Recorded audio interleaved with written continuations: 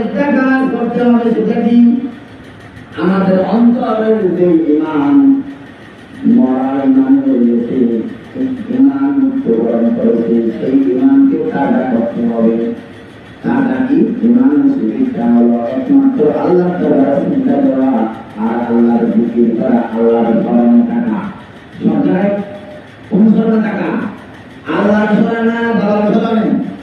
এটা আমার দল জন্মের বিক্ষিপ্ত দল, সেই দল নয়, একমাত্র আল্লাহর দল। যেখানে আমরা থাকবো, সেখানে যদি সেরকম হতে পারি, তাহলে আমাদের ঈমান সংশোধন, আমাদের নাম কি সংশোধন, জীবন ফালতু যাবে, নেগেটিভ কাজ হাতে দিয়ে চলে যাবে, পজিটিভ কাজের মধ্যে আমরা লিপ্ত হতে পারবো না। হয় জীবন ভালো লাগে লাগে যাবে।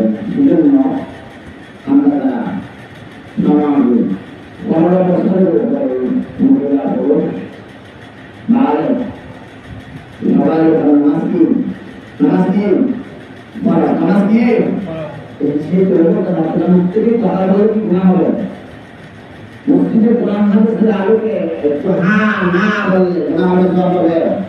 এখানে সব হবে, এটাই কোরআনকে সমর্থন দেওয়া। কোরআনকে মেনে নেওয়া, না বলা মানে কিচ্ছু বলবো না, দিও না, হল দিব না, কোনো হবে না, আপনি বলছো না, বলে দেব না, সেটা কি? আল্লাহ আমাদের সবাই যত কথা যে পরিমাণ বলা হয়েছে আমাদের তৌফিক দান করুন। আমিন। আলহামদুলিল্লাহ। আসসালামু আলাইকুম ওয়া রাহমাতুল্লাহি ওয়া বারাকাতুহু।